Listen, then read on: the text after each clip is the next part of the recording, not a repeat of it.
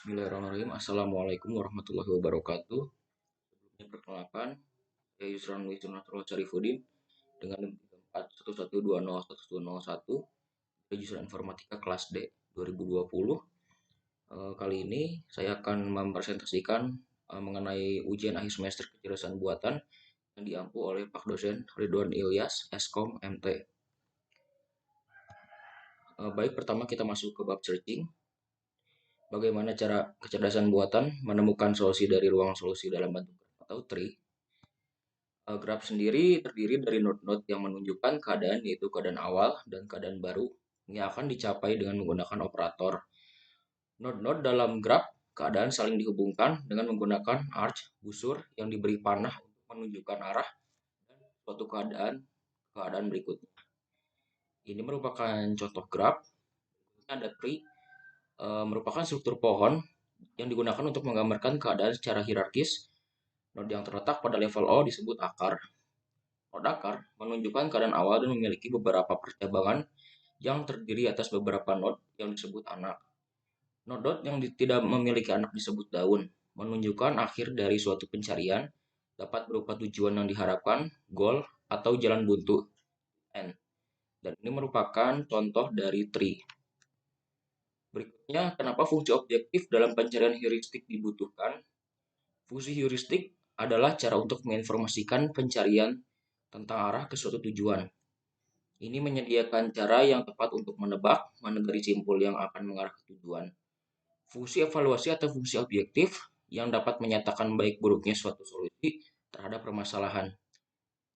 Itu yang merupakan sebab mengapa fungsi objektif dalam pencarian heuristik dibutuhkan.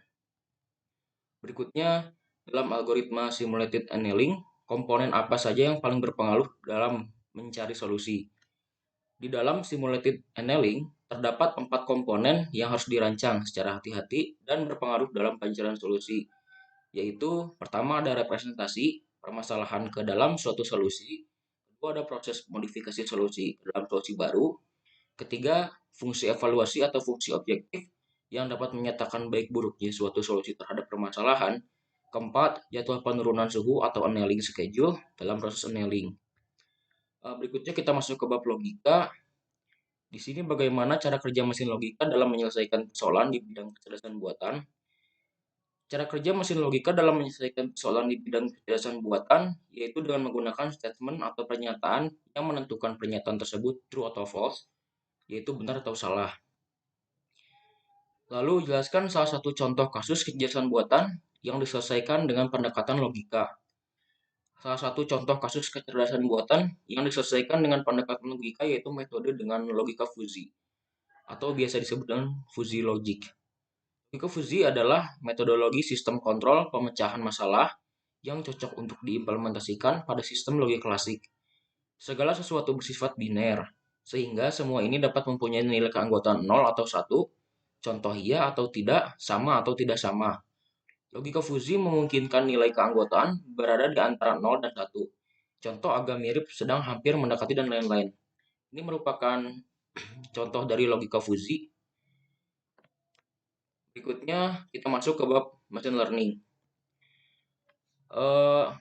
Potensi apa yang menjadikan machine learning sebagai pendekatan paling populer saat ini dalam membangun kecerdasan buatan? Algoritma machine learning merupakan salah satu teknologi kecerdasan buatan yang sudah banyak diterapkan di berbagai industri. Di era digital seperti sekarang, pekerjaan atau aktivitas yang biasanya dilakukan secara manual kini dapat dilakukan dengan bantuan mesin. Penggunaan teknologi dalam pekerjaan atau aktivitas ini menjadikannya lebih cepat, mudah, dan efisien. Dari sana akan menghasilkan banyak data yang tersimpan dalam penyimpanan data atau database. Algoritma machine learning dapat diterapkan untuk melakukan analisis dari kumpulan data tersebut. Perusahaan yang bergerak di industri bisnis akan bisa memprediksi langkah yang sebaiknya diambil untuk strategi bisnis lainnya. Selanjutnya, mekanisme apa yang membedakan machine learning berbeda dengan pendekatan lain dalam membangun kecerdasan buatan?